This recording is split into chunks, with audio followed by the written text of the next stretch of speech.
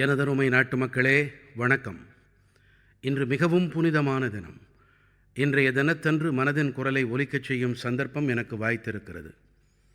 இன்று சைத்ர மாத சுக்ல பட்சத்தின் பிரதிபதா திதியாகும். இன்றிலிருந்து சைத்ர நவராத்திரி தொடங்குகிறது.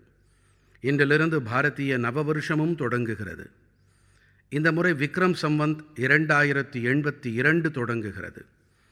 பீகாரிலிருந்தும் மேற்கு வங்கத்திலிருந்தும் தமிழ்நாட்டிலிருந்தும் குஜராத்திலிருந்தும் என இந்த வேளையிலே என் முன்பாக உங்களுடைய ஏராளமான கடிதங்கள் வைக்கப்பட்டிருக்கின்றன.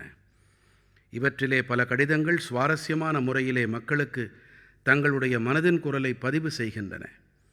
பல கடிதங்களில் நல்வாழ்த்துகளும் உண்டு, பாராட்டுச் செய்திகளும் உண்டு. ஆனால் இன்று சில செய்திகளை உங்களுக்கு ஒலிக்கச் செய்ய வேண்டும் என்று என் மனம் ஆசைப்படுகிறது. முதல் செய்தி கன்னடத்தில், சர்வாரிகி உகாதி ಹಬ್ಬದ ಹಾರ್ದಿಕ ಶುಭಾಶಯಗಳು. அடுத்த செய்தி தெலுங்குவில், அந்தரிகி உகாதி சுபாகாங்ஷலு. அடுத்த கடிதம் கொங்கணியில் புத்தாண்டு வாழ்த்தினை தெரிவிக்கிறது. சம்வசா பாடவயார்ச்சி பர்பி. அடுத்த செய்தி மராட்டி மொழியிலே, குடிபாடிவா நிமித்த ஹார்திக் சுபேச்சா. நம்முடைய ஒரு நண்பர் மலையாளத்திலே, எல்லாருக்கும் விஷு ஆசம்சைகள். மேலும் ஒரு செய்தி தமிழிலே, அனைவருக்கும் புத்தாண்டு நல்வாழ்த்துகள். நண்பர்களே, இன்று நீங்கள் புரிந்து கொண்டிருப்பீர்கள், பல்வேறு மொழிகளிலும் செய்திகள் அனுப்பப்பட்டிருக்கின்றன. ஆனால் இதன் காரணம் என்னவாக இருக்கும் என்று உங்களால் ஊகிக்க முடிகிறதா? இந்த சிறப்பினை பற்றித்தான் நான் உங்களோடு கலந்து கொள்ள இருக்கிறேன். நம்முடைய தேசத்தின் பல்வேறு மாநிலங்களில் இன்றோ அடுத்த சில நாட்களிலோ புத்தாண்டு தொடங்கவிருக்கின்றது. இந்த அனைத்து செய்திகளும் புத்தாண்டு மற்றும் பல்வேறு நன்னாட்களுக்கான வாழ்த்துகள். ஆகையால் தான் எனக்கு இன்று பல மொழிகளில் மக்கள் தங்களின் நல்வாழ்த்துக்களை அனுப்பியிருக்கின்றார்கள். நண்பர்களே, இன்று கர்நாடகத்திலே, ஆந்திராவிலே, தெலங்கானாவிலே உகாதி பண்டிகை மிகவும் கோலாகலத்தோடு கொண்டாடப்பட்டு வருகின்றது. இன்றேதான் மகாராஷ்டிரத்திலும் குடிபடுவா கொண்டாடப்படுகிறது. பன்முகத்தன்மை நிறைந்த நமது தேசத்திலே பல்வேறு மாநிலங்களிலும் அடுத்த சில நாட்களில் அசாமிலே ரோங்காலி பிஹு, வங்காளத்தில் போய்லா போய்ஷாக், காஷ்மீரத்திலே நவ்ரேஹ் விழாக்கள் கொண்டாடப்படும். இதைப் போலவே 13 முதல் 15 ஏப்ரலுக்கு இடைப்பட்ட காலத்தில் தேசத்தின் பல்வேறு பாகங்களில் பல பண்டிகைகள் கோலாகலமாக கொண்டாடப்பட இருக்கின்றன. மேலும் ஈத் பண்டிகையும் வந்து கொண்டிருக்கிறது. அதாவது இந்த மாதம் முழுவதும் பண்டிகைகளுக்கான மாதம், திருநாட்களுக்கான மாதம். நான் நாட்டு மக்கள் அனைவருக்கும் இந்த பண்டிகைகளின் பொருட்டு பல வாழ்த்துக்களை தெரிவிக்கிறேன். நமது இந்த பண்டிகைகள் பல்வேறு பகுதிகளில் கொண்டாடப்பட்டாலும் பாரதத்தின் வேற்றுமையில் எவ்வாறு ஒற்றுமை இழைந்தோடுகிறது என்பதை காண முடிகிறது. இந்த ஒற்றுமை உணர்வைத்தான் நாம் மேலும் மேலும் பலப்படுத்தி கொண்டிருக்க வேண்டும். நண்பர்களே, தேர்வுகள் நெருங்கும் போது இளைய சமூகத்தோடு தேர்வுகளை எதிர்கொள்வோம் நிகழ்ச்சியை நான் செய்கிறேன். இப்போது தேர்வுகளோ முடிந்துவிட்டன. பல பள்ளிகளில் மீண்டும் வகுப்புகள் தொடங்கப்பட தயாரிப்புகள் நடந்து வருகின்றன. இதன் பிறகு கோடை விடுமுறை காலம் வந்துவிடும். ஆண்டின் இந்த வேளைக்குத்தான் குழந்தைகள் மிகவும் காத்து கிடப்பார்கள். எனக்கும் என்னுடைய சிறுவயது நாட்கள் நிழலாடுகின்றன. என்னுடைய நண்பனோடு நாள் முழுவதும் ஏதாவது கும்மாளம் அடித்துக்கொண்டே இருப்பேன். ஆனால் அதோடு நின்று போகாமல் ஏதோ ஒரு வகையான ஆக்கப்பூர்வமானதையும் செய்வோம், கற்போம். கோடைக்கால பகல் வேளை அதிகமாக இருக்கும். இதிலே குழந்தைகளிடம் செய்வதற்கு நிறைய இருக்கும். இந்த சமயத்தில்தான் ஏதோ ஒரு புதிய பொழுதுபோக்கினை தனதாக்கிக் கொள்வதோடு நம்முடைய திறன்களை மேலும் கூர்மைப்படுத்திக் கொள்ள வேண்டும். இன்று பிள்ளைகளுக்கு இப்படிப்பட்ட தளங்களுக்கு குறைவே கிடையாது. இவற்றிலிருந்து நிறைய இவர்களால் கற்றுக்கொள்ள முடியும். எடுத்துக்காட்டாக, ஒரு அமைப்பு தொழில்நுட்ப முகாம் ஒன்றை நடத்தினால் அதில் பிள்ளைகள் செயலியை ஏற்படுத்துவதோடு கூடவே ஓப்பன் சோர்ஸ் சாஃப்ட்வேர், அதாவது கட்டற்ற மென்பொருள் பற்றி தெரிந்து கொள்ளலாம். வேறு எங்காவது சுற்றுச்சூழல், மேடை நாடகம் பற்றி அல்லது தலைமை பண்பு, இப்படி பல்வேறுபட்ட விஷயங்கள் குறித்து பாடங்கள் நடந்த வண்ணம் இருக்கின்றன. இதோடு நீங்கள் உங்களை இணைத்துக் கொள்ளலாமே. அந்த வகையில் பல்வேறு பள்ளிகளில் பேச்சு அல்லது நாடகம் பற்றி கற்பிக்கின்றார்கள். இது பிள்ளைகளுக்கு மிகவும் பயனுடையதாக இருக்கிறது. இவை அனைத்தையும் தவிர உங்களிடம் இந்த விடுமுறையில் பல இடங்களுக்குச் சென்று தன்னார்வச் செயல்பாடுகளில் சேவைகளோடு உங்களை இணைத்துக் கொள்ளும் சந்தர்ப்பம் இருக்கிறது. இத்தகைய நிகழ்ச்சிகள் தொடர்பாக என்னுடைய சிறப்பான வேண்டுகோள் என்னவென்றால், எந்த அமைப்பாவது, ஏதோ ஒரு பள்ளியோ சமூக அமைப்புகளோ அல்லது அறிவியல் மையமோ இப்படிப்பட்ட கோடைக்கால நிகழ்ச்சிகளுக்கு ஏற்பாடு செய்பவர்களோ யாராக இருந்தாலும் நீங்கள் செய்பவனவற்றை #myholidays என்பதோடு கண்டிப்பாக பகிருங்கள். இதனால் தேசமெங்கும் இருக்கும் குழந்தைகளுக்கும் அவர்களின் பெற்றோருக்கும் இவை பற்றிய தகவல்கள் எளிதில் கிடைக்கும். எனது இளைய நண்பர்களே, நான் இன்று உங்களோடு மை பாரத்தின் சிறப்பான அட்டவணை பற்றியும் விவாதிக்க விரும்புகிறேன். ஏனென்றால் இது கோடைக்கால விடுமுறைக்காக தயார் செய்யப்பட்டிருக்கிறது. இந்த அட்டவணையின் ஒருபடி இப்போது என் முன்னால் வைக்கப்பட்டிருக்கிறது. நான் இந்த அட்டவணையின் சில வித்தியாசமான முயற்சிகளை பகிர்ந்து கொள்ள விரும்புகிறேன். எடுத்துக்காட்டாக, மை பாரத்தின் கல்வி சுற்றுலாவில் நமது மக்கள் மருந்தகங்கள் எவ்வாறு செயல்படுகின்றன என்பதை நீங்கள் அறிந்து கொள்ளலாம். துடிப்பு நிறை கிராமம் இயக்கத்தின் அங்கமாக ஆகி நீங்கள் எல்லைப்புற கிராமங்களின் ஒரு வித்தியாசமான அனுபவத்தை பெற முடியும். இதோடு கூடவே அங்கே கலாச்சாரம் மற்றும் விளையாட்டு நடவடிக்கைகளில் நீங்கள் கண்டிப்பாக பங்கெடுத்து கொள்ள இயலும். அதேபோல அம்பேத்கர் ஜெயந்தியின் போதான பாத யாத்திரையில் பங்கெடுத்து கொண்டு நீங்கள் அரசியல் சட்டத்தின் விழுமியங்கள் குறித்து விழிப்புணர்வை ஏற்படுத்த இயலும். குழந்தைகளிடமும் அவர்களிடம் பெற்றோரிடமும் என்னுடைய வேண்டுகோள் என்னவென்றால், நீங்கள் விடுமுறை நாட்களின் உங்களுடைய அனுபவங்களை #holiday_memories உடன் கண்டிப்பாக பகிருங்கள். நான் உங்களுடைய அனுபவங்களை அடுத்து வரும் மனதின் குரலிலே இடம்பெறச் செய்ய முயற்சிக்கிறேன். எனது அருமை நாட்டு மக்களே, கோடைக்காலம் தொடங்கியவுடனேயே நகரந்தோறும் கிராமந்தோறும் நீரை சேமிக்கும் தயாரிப்புகள் தொடங்கிவிடுகின்றன. பல மாநிலங்களில் நீர் சேகரிப்போடு தொடர்புடைய பணிகள், நீர் பாதுகாப்போடு தொடர்புடைய பணிகளுக்கு புதிய வேகம் பிடித்திருக்கின்றன. ஜலசக்தி அமைச்சகமும் பல்வேறு தன்னார்வ அமைப்புகளும் இந்த நோக்கில் பணியாற்றி வருகின்றார்கள்.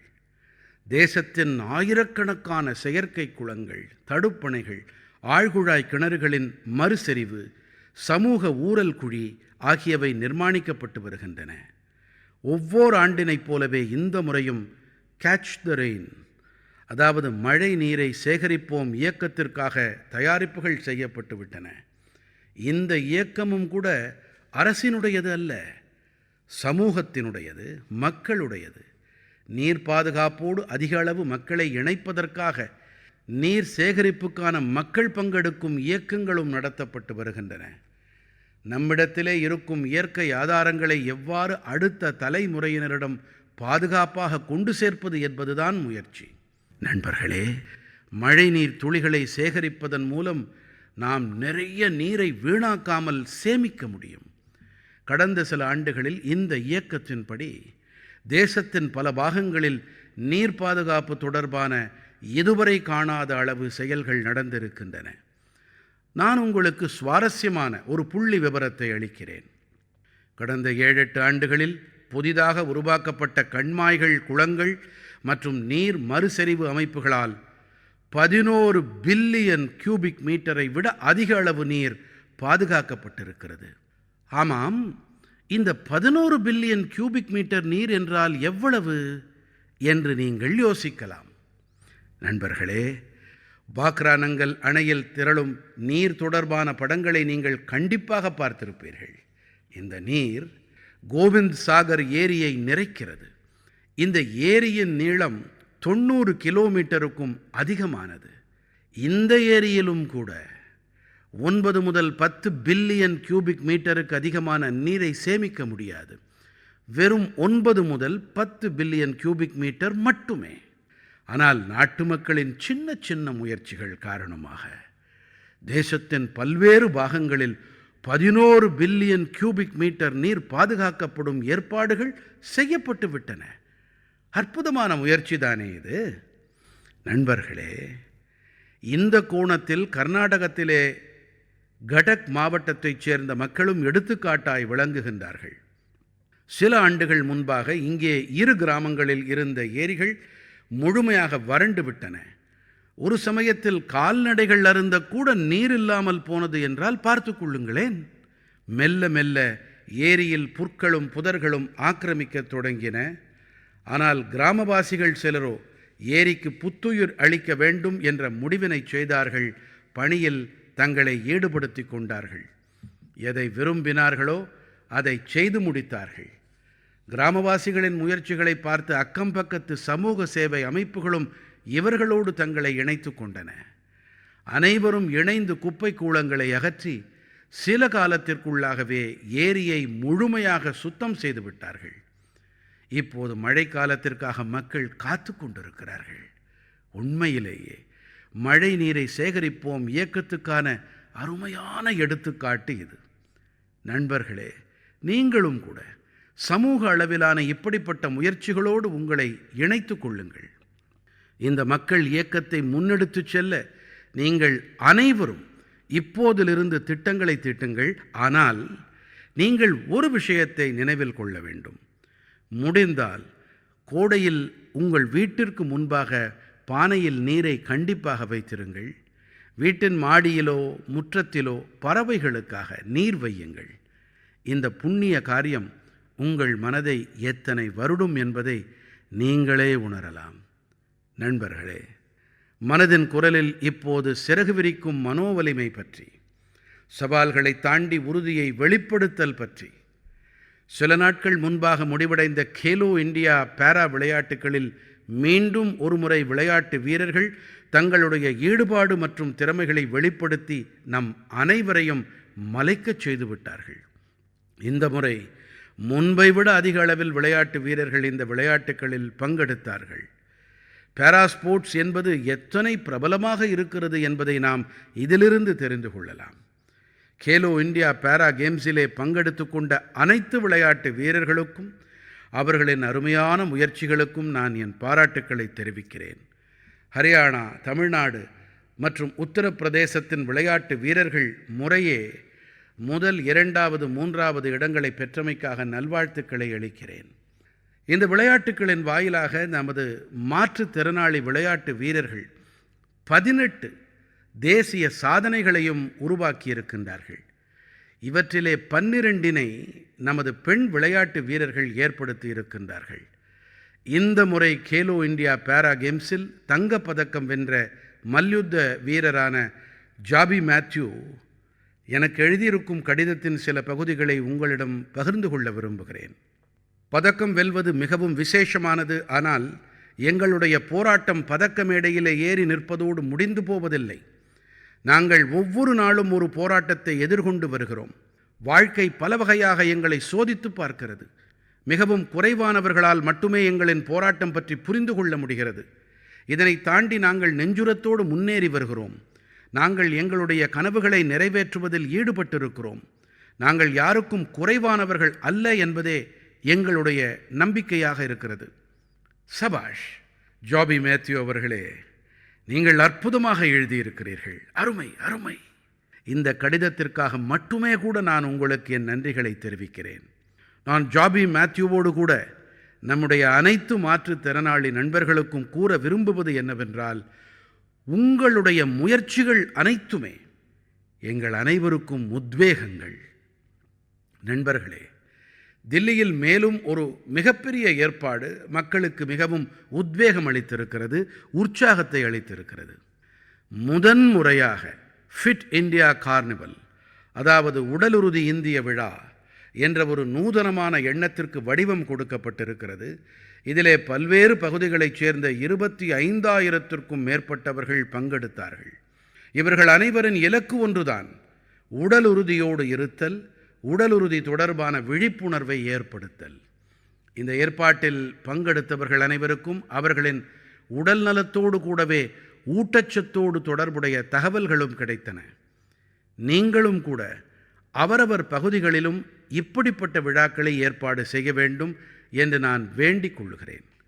இந்த முன்முயற்சியில் மை பாரத் உங்களுக்கு மிகவும் உதவிகரமாக ஆக முடியும்.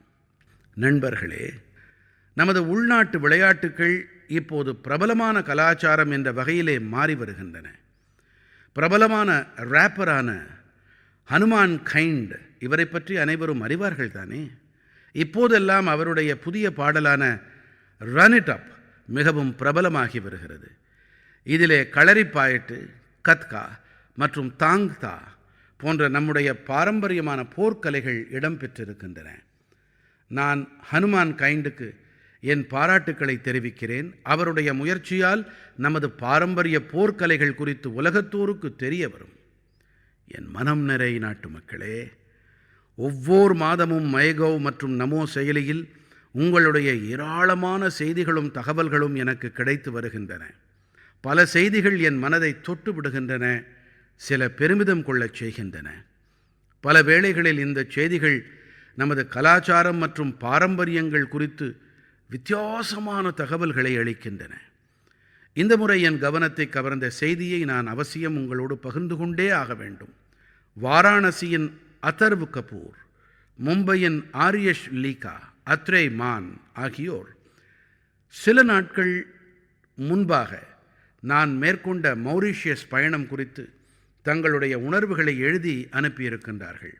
இந்த பயணத்தின் போது நடைபெற்ற கீத் கவயி பாட்டு நிகழ்ச்சி அவர்களுக்கு மிகவும் பிடித்திருந்ததாக அவர்கள் எழுதியிருக்கின்றார்கள். கிழக்கு உத்தரப்பிரதேசம் மற்றும் பீகாரிலிருந்து வந்த பல கடிதங்களிலும் கூட இதே உணர்வுதான் வெளிப்படுகிறது. மொரிஷியஸில் கீத் கவயி பாடல்களின் அருமையான வெளிப்பாட்டினை நானுமே உணர்ந்தேன். மிகவும் சிறப்பாக இருந்தது. நண்பர்களே, நாம் வேர்களோடு இணையும் போது எத்தனை பெரிய புயல் வந்தாலும் நம்மை அசைத்துக்கூட பார்க்க முடியாது. கற்பனை செய்து கொள்ளுங்கள், 200 ஆண்டுகள் முன்பாக பாரதத்தைச் சேர்ந்த பலர் ஒப்பந்த தொழிலாளிகளாக மொரிஷியஸ் சென்றார்கள். அடுத்து என்ன ஆகும் என்று யாருக்கும் ஒன்றும் தெரியாது. ஆனால் காலப்போக்கில் அங்கே அவர்கள் கலந்து விட்டார்கள். மொரிஷியஸில் அவர்கள் தங்களுக்கென தனியொரு அடையாளத்தை ஏற்படுத்தி கொண்டார்கள். அவர்கள் தங்களுடைய பாரம்பரியத்தை பாதுகாப்பாக வைத்திருந்தார்கள், தங்களுடைய வேர்களோடு இணைந்திருந்தார்கள். மொரிஷியஸ் மட்டுமே இதற்கு உதாரணம் அல்ல. கடந்த ஆண்டு நான் கயானா சென்றபோது அங்கே சௌதால் அரங்கேற்றப்பட்டு அது என்னை மிகவும் கவர்ந்தது. நண்பர்களே, இப்போது நான் உங்களுக்கு ஒரு ஒலிக்குறிப்பை இசைக்கிறேன்.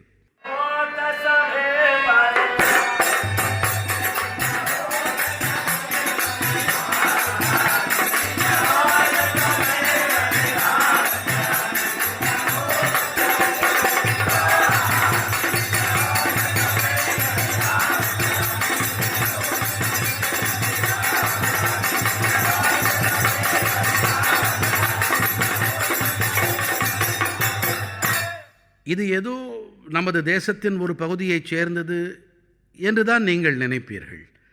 ஆனால் இது ஃபிஜியோடு தொடர்புடையது என்று நான் சொன்னால் அது உங்களுக்கு பேராச்சரியத்தை ஏற்படுத்தலாம். இது ஃபிஜி நாட்டின் மிகவும் பிரபலமான ஃபகுவா சௌதால் ஆகும்.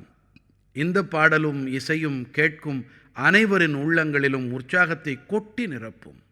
நான் உங்களுக்கு மேலும் ஒரு ஒலிக்குறிப்பை இசைத்து காட்டுகிறேன்.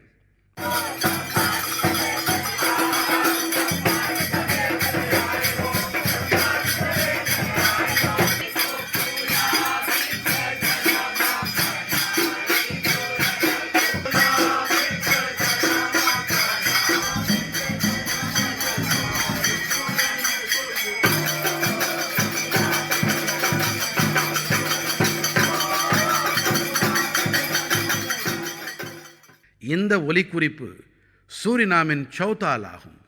இந்த நிகழ்ச்சியை தொலைக்காட்சியில் பார்த்த நாட்டு மக்கள் சூரினாமின் குடியரசுத் தலைவர் மற்றும் என்னுடைய நண்பரான சான் சந்தோகி அவர்கள் இதை எப்படி அனுபவித்து பார்த்து கொண்டிருக்கிறார் என்பதையும் கவனிக்கலாம்.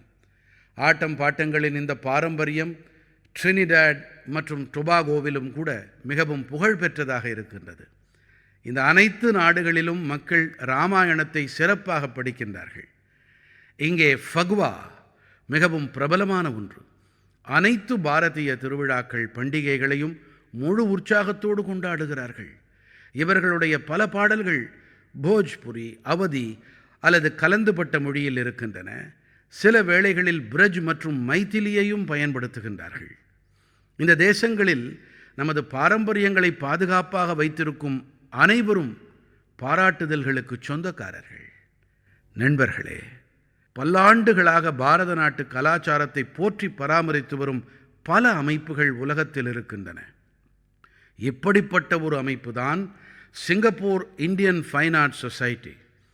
பாரத நாட்டு நடனம், இசை மற்றும் கலாச்சாரத்தை பேணி பாதுகாப்பதில் ஈடுபட்டிருக்கும் இந்த அமைப்பு தனது பெருமைமிகு 75 ஆண்டுகால பயணத்தை நிறைவு செய்திருக்கின்றது. இந்த சந்தர்ப்பத்தோடு தொடர்புடைய நிகழ்ச்சிகளில் சிங்கப்பூரின் குடியரசுத் தலைவரான திருவாளர் தர்மன் ஷண்முகரத்னம் கௌரவ விருந்தினராக கலந்து கொண்டார். இந்த அமைப்பின் முயற்சிகளை அவர் மிகவும் பாராட்டி உரையாற்றினார். நான் இந்த குழுவினருக்கு என்னுடைய ஏராளமான நல்வாழ்த்துக்களை தெரிவித்துக் கொள்ளுகிறேன். நண்பர்களே, மனதின் குரலில் நாம் நமது தேசத்து மக்களின் சாதனைகளோடு கூடவே பல வேளைகளில் சமூக விஷயங்களையும் கையில் எடுக்கிறோம். பல வேளைகளில் சவால்கள் குறித்தும் பேசுகிறோம். இந்த முறை மனதின் குரலில் நான் பேசவிருக்கும் ஒரு சவால், இது நேரடியாக நம்முடன் தொடர்புடையது. இந்த சவால் ஜவுளித்துறை கழிவுகள் பற்றியது. என்ன இது? ஜவுளித்துறை கழிவுகளில் என்ன பெரிய சவால் என்று நீங்கள் எண்ணமிடுவீர்கள் தானே? உண்மையில் ஜவுளித்துறை கழிவுகள் ஒட்டுமொத்த உலகத்தையும் கவலைக்குள்ளாக்கும் பெரிய காரணமாகிவிட்டது. இப்போதெல்லாம் உலகெங்கிலும் பழைய துணிகளை விரைவாக நீக்கி புதிய ஆடைகளை வாங்கும் வழக்கம் அதிகரித்து வருகின்றது. பழைய துணிகளை அணிந்து நீக்கிய பிறகு அதற்கு என்னவாகிறது என்று நீங்கள் சிந்தித்ததுண்டா? இவை ஜவுளித்துறை கழிவுகள் ஆகின்றன. இந்த விஷயம் தொடர்பாக உலகெங்கிலும் கணிசமாக ஆய்வுகள் மேற்கொள்ளப்பட்டு வருகின்றன. ஓர் ஆய்வின்படி பழைய துணிகளின் 1% குறைவாக மட்டுமே மறுசுழற்சி செய்யப்படுகின்றனவாம். 1% குறைவாக. ஜவுளித்துறை கழிவுகளை ஏற்படுத்தும் உலகின் 3வது மிகப்பெரிய நாடாக பாரதம் விளங்குகிறது. அதாவது நம் முன்பாக இருக்கும் சவால் மிகப்பெரியது. ஆனால் நமது தேசத்திலே இந்த சவாலை எதிர்கொள்ள பல பாராட்டத்தக்க முயற்சிகள் மேற்கொள்ளப்பட்டு வருகின்றன என்பது எனக்கு மகிழ்ச்சியை அளிக்கிறது. பல பாரத நாட்டு ஸ்டார்ட் அப்புகள் ஜவுளிகளின் மீட்டெடுப்பு வசதிகள் தொடர்பாக பணிகளை தொடங்கி இருக்கின்றன. பல குழுக்கள் துணி கழிவுகளை நெய்யும் நமது சகோதர சகோதரிகளுக்கு அதிகாரமளிக்கும் வகையில் பணிகளை செய்து வருகின்றன. பல இளைய நண்பர்களும் கூட நீடித்த ஃபேஷன் முயற்சிகளோடு இணைந்திருக்கின்றார்கள். இவர்கள் பழைய துணிகளையும் காலணிகளையும் மறுசுழற்சி செய்து தேவையானவர்கள் வரை கொண்டு சேர்க்கின்றார்கள். ஜவுளித்துறை கழிவுகளிலிருந்து அழகு பொருட்கள், கைப்பைகள், காகிதங்கள், விளையாட்டுப் பொருட்கள் போன்ற பல பொருட்கள் உருவாக்கப்பட்டு வருகின்றன. பல அமைப்புகள் இப்போதெல்லாம் சர்க்குலர் ஃபேஷன் பிராண்டை பிரபலப்படுத்த முனைந்திருக்கிறார்கள். புதிய புதிய வாடகை தளங்களும் திறக்கப்பட்டிருக்கின்றன. இங்கே நூதனமாக வடிவமைக்கப்பட்ட துணிகள் வாடகைக்கு கிடைத்து வருகின்றன. சில அமைப்புகள் பழைய துணிகளை கொண்டு அவற்றை மீண்டும் பயன்படுத்தும் வகையில் தயார்படுத்தி ஏழைகளுக்கு கொண்டு சேர்க்கின்றார்கள். நண்பர்களே, ஜவுளித்துறை கழிவுகளை சமாளிப்பதில் சில நகரங்களும் கூட தங்களுக்கென புதிய அடையாளங்களை ஏற்படுத்தி வருகின்றன. ஹரியானாவின் பாணிபத்தில் உள்ள ஜவுளிகளின் மறுசுழற்சியானது உலக மையமாக ஆகி வருகின்றது.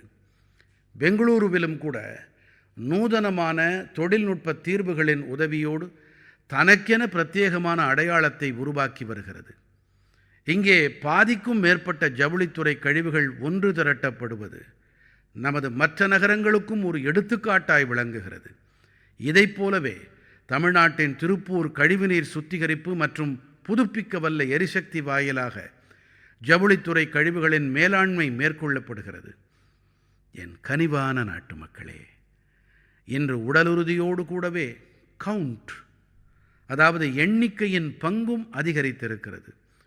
ஓர் நாளில் எத்தனை அடிகள் நடக்க வேண்டும் என்பதன் எண்ணிக்கை, ஓர் நாளில் எத்தனை கலோரிகள் உண்ணப்பட்டிருக்கிறதோ இதன் எண்ணிக்கை, எத்தனை கலோரிகள் எரிக்கப்பட்டிருக்கின்றன என்பதன் எண்ணிக்கை, இத்தனை அளவு எண்ணிக்கைக்கு இடையே மேலும் ஒரு கவுண்ட் டவுன் தொடங்க இருக்கிறது. சர்வதேச யோகா தினத்தின் கவுண்ட் டவுன். யோகா தினத்திற்கு இன்னும் 100 நாட்களுக்கும் குறைவாகவே நாட்கள் இருக்கின்றன.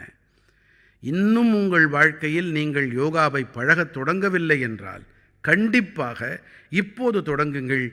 இன்னும் காலம் கடக்கவில்லை. 10 ஆண்டுகள் முன்பாக 2015ஆம் ஆண்டு ஜூன் மாதம் 21ஆம் தேதியன்று முதல் சர்வதேச யோகா தினம் கொண்டாடப்பட்டது. இப்போதோ இந்த தினம் மகத்தானதொரு பெருவிழாவாக உருவெடுத்து விட்டது. மனித சமூகத்திற்கு பாரதத்தின் தரப்பிலிருந்து மேலும் ஒரு விலைமதிப்பில்லா வெகுமதியான இது வருங்கால சந்ததியினருக்கு மிகவும் பயனுள்ளதாக இருக்கும்.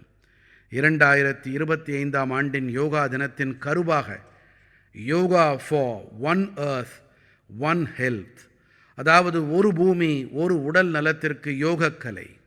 யோகாவின் வாயிலாக ஒட்டுமொத்த உலகையும் ஆரோக்கியம் மிக்கதாக ஆக்க விரும்புகிறோம். நண்பர்களே, இன்று நமது யோகக்கலையும் பாரம்பரிய மருந்துகளும் தொடர்பாக உலகெங்கும் ஆர்வம் அதிகரித்து வருவது நம் அனைவருக்கும் பெருமை அளிக்கும் விஷயம். பெரும் எண்ணிக்கையில் இளைய நண்பர்கள் யோகக்கலை மற்றும் ஆயுர்வேதத்தின் நல்வாழ்வு தொடர்பான மிகச்சிறப்பான ஊடகங்களாக தங்களுடையதாக்கி வருகிறார்கள். எடுத்துக்காட்டாக, தென் அமெரிக்காவின் நாடான சீலேயில் ஆயுர்வேதம் விரைவாக பிரபலமடைந்து வருகிறது. கடந்த ஆண்டு பிரேசிலுக்கு சுற்றுப்பயணம் மேற்கொண்ட போது சீலேயின் குடியரசுத் தலைவரை சந்திக்க நேர்ந்தது. ஆயுர்வேதத்தின் புகழ் குறித்து எங்களுக்கிடையே கணிசமாக நாங்கள் உரையாடினோம். சோமோஸ் இந்தியா என்ற பெயர் கொண்ட ஒரு அணியை பற்றி தெரிய வந்தது. ஸ்பானிஷ் மொழியில் இதன் பொருள் நாங்கள் இந்தியா என்பதாகும். இந்த குழு சுமார் 10 ஆண்டுகளாக யோகம் மற்றும் ஆயுர்வேதத்திற்கு ஊக்கமளிப்பதில் இணைந்திருக்கிறது. அவர்களுடைய கவனம் சிகிச்சையோடு கூடவே கல்வி நிகழ்ச்சிகளின் மீதும் இருக்கின்றது. இவர்கள் ஆயுர்வேதம் மற்றும் யோகக்கலையோடு தொடர்புடைய தகவல்களை ஸ்பானிஷ் மொழியில் மொழியாக்கமும் செய்து வருகின்றார்கள். கடந்த ஆண்டுகளை பற்றி மட்டும் பேசுவோமேயானால் இவர்களின் பல்வேறு நிகழ்ச்சிகளிலும் படிப்புகளிலும் சுமார் 9000 மக்கள் பங்கெடுத்து கொண்டார்கள். நான் இந்த குழுவோடு தொடர்புடைய அனைவருக்கும் அவர்களின் இந்த முயற்சிக்காக பல பல பாராட்டுக்களை தெரிவித்துக் கொள்ளுகிறேன். எனதருமை நாட்டு மக்களே, மனதின் குரலில் இப்போது ஒரு சுவாரஸ்யமான விறுவிறுப்பான வினா. மலர்களின் பயணம் பற்றி நீங்கள் இதுவரை கேள்விப்பட்டதுண்டா? மரங்கள் செடிகளிலிருந்து எடுக்கப்பட்ட சில மலர்களின் பயணம் ஆலயங்கள் வரை தொடர்கிறது. சில மலர்கள் இல்லங்களை அழகுபடுத்த பயனாகின்றன. சில மலர்களோ வாசனை திரவியங்களாக தயாரிக்கப்பட்டு அனைத்து இடங்களிலும் மணத்தை பரப்புகின்றன. ஆனால் இன்று நான் மலர்களின் மேலும் ஒரு பயணம் பற்றி தெரிவிக்க இருக்கிறேன். நீங்கள் மகுவா மலர்களை பற்றி கண்டிப்பாக கேள்விப்பட்டிருக்கலாம். அதாவது இலுப்பை மலர்கள். நமது கிராமங்களில் குறிப்பாக பழங்குடி இனத்தவர்கள் இவற்றின் மகத்துவம் பற்றி நன்கு அறிந்திருக்கின்றார்கள். தேசத்தின் பல பாகங்களில் இலுப்பை மலர்களின் பயணம் இப்போது ஒரு புதிய பாதையை தேர்ந்தெடுத்திருக்கின்றது. மத்திய பிரதேசத்தின் சிந்த்வாடா மாவட்டத்தில் இலுப்பை மலர்களாலான சுவையான தின்பண்டங்கள் குக்கீஸ் தயாராகின்றன. ராஜா கோஹ் கிராமத்தின் 4 சகோதரிகளின் முயற்சியால் இந்த சுவையான தின்பண்டங்கள் மிகவும் பிரபலமடைந்து வருகின்றன. இந்த பெண்களின் பேரவாவை பார்த்து ஒரு பெரிய நிறுவனமானது இவர்களுக்கு தொழிற்சாலையில் பணியாற்றும் பயிற்சியை அளித்தது. இவர்களால் உள்ளுயிர் படைந்த கிராமத்தின் பல பெண்களும் இவர்களோடு இணைந்தார்கள். இவர்கள் தயாரித்த இலுப்பை சுவை தின்பண்டங்களின் தேவை இப்போது அதிகரித்து வருகிறது. தெலங்கானாவின் ஆதிலாபாத் மாவட்டத்திலும் கூட 2 சகோதரிகள் இலுப்பை மலர்களை கொண்டு புதியதொரு பரிசோதனையை மேற்கொண்டார்கள். இவற்றை கொண்டு பல வகையான பண்டங்களை தயாரிக்கிறார்கள். இவற்றை மக்கள் பெரிதும் விரும்புகிறார்கள். இவர்களின் பண்டங்களிலே பழங்குடி கலாச்சாரத்தின் இனிப்பும் கலந்திருக்கிறது. நண்பர்களே, நான் உங்களுக்கு மேலும் ஒரு அருமையான மலரை பற்றி தெரிவிக்க விரும்புகிறேன். இதன் பெயர் கிருஷ்ண கமல், அதாவது தக்கப்பூண்டு மலர்கள். குஜராத்தின் ஒற்றுமை நகரத்தில் ஒற்றுமை சிலையை பார்க்க சென்றிருக்கிறீர்களா? இந்த ஒற்றுமை சிலைக்கு அருகிலே நீங்கள் அதிக எண்ணிக்கையில் தக்கப்பூண்டு மலர்களை காணலாம். இந்த மலர் சுற்றுலா பயணிகளை கவர்ந்து இழுக்கிறது. இந்த தக்கப்பூண்டு மலர் ஒற்றுமை நகரின் ஆரோக்கியவனம், ஒற்றுமை நாற்றுப்பண்ணை, உலகவனம் மற்றும் மியாவாக்கி காடுகளையும் ஈர்க்கும் மையங்களாக ஆகிவிட்டன. இங்கே திட்டமிட்ட முறையில் லட்சக்கணக்கான எண்ணிக்கையில் தக்கப்பூண்டு மலர்களின் செடிகள் நடப்பட்டிருக்கின்றன. நீங்களும் கூட உங்களுக்கு அருகே கவனித்தால் உங்களுக்கு மலர்களின் சுவாரஸ்யமான பயணங்கள் தென்படும். நீங்கள் உங்கள் பகுதிகளில் மலர்களின் இப்படிப்பட்ட பயணம் குறித்து எனக்கும் எழுதி அனுப்புங்கள். எனக்கு பிடித்தமான நாட்டு மக்களே, நீங்கள் எப்போதும் போலவே உங்களுடைய கருத்துக்கள், அனுபவங்கள், தகவல்கள் ஆகியவற்றை என்னோடு பகிர்ந்து வாருங்கள். உங்களுக்கு அருகே சாதாரணமானவையாக உங்களுக்கு தோன்றக்கூடியதாக இருக்கலாம். ஆனால் மற்றவர்களுக்கு அந்த விஷயம் மிகவும் சுவாரஸ்யமாகவும் புதியதாகவும் விளங்கும். அடுத்த மாதம் நாம் மீண்டும் இணைவோம். நாட்டு மக்களின் உள்ளெழுச்சியூட்டக்கூடிய விஷயங்கள் குறித்து உரையாடி மகிழ்வோம். உங்கள் அனைவருக்கும் பல பல நன்றிகள். வணக்கம்.